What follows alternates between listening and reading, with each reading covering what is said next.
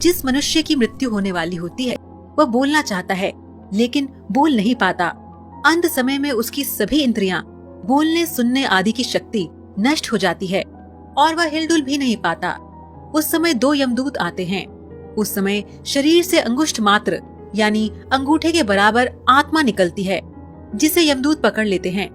यमराज के दूत उस आत्मा को पकड़कर यमलोक ले जाते हैं, जैसे राजा के सैनिक अपराध करने वाले को पकड़ ले जाते हैं। उस जीवात्मा को रास्ते में थकने पर भी यमराज के दूत डराते हैं और उसे नरक में मिलने वाली दुखों के बारे में बार बार बताते हैं। यमदूतों की ऐसी भयानक बातें सुनकर आत्मा जोर जोर से रोने लगती है, किंतु यमदूत उस पर बिल्कुल भी दया नहीं करते। इसके बाद वह जीवात्मा आग की तरह गर्म हवा तथा गर्म बालू पर चल नहीं पाती और भूख प्यास से तड़पती है। तब यमदूत उसकी पीठ पर चाबुक मारते हुए उसे आगे ले जाते हैं। वह जीव जगह जगह गिरती है और बेहोश हो जाती है, फिर उठकर चलने लगती है। इस प्रकार यमदूत जीवात्मा को अंधकार वाले रास्ते से यमलोक ले जाते हैं। गरुड़ पुराण के अनुसार यमलोक 99,000 योजन यानी 1 योजन बराबर होता है 4 कोस यानी 3 से 16 किलोमीटर। वहाँ यमदूत पापी जीव को थोड़ी ही देर में ले जाते हैं। इसके बाद यमदूत उसे सजा देते हैं। इसके बाद वह जीवात्मा यमराज की आज्ञा से यमदूतों के साथ फिर से अपने घर आती है।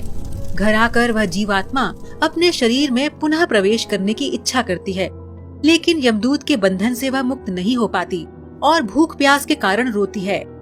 पुत्र आदि जो पिंड और अंत समय में दान करते हैं, उससे भी उसकी तृप्ति नहीं होती। इस प्रकार भूख प्यास से युक्त होकर वह जीव यमलोक जाता है। इसके बाद उस आत्मा के पुत्र आदि परिजन यदि पिंडदान नहीं देते हैं तो वह प्रेत बन जाती है और लंबे समय तक सुनसान जंगल में रहती है।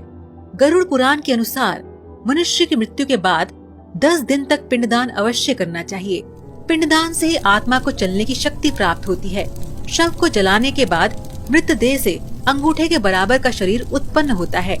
वहीं यमलोक के मार्ग में शुभ अशुभ फल को भोगता है।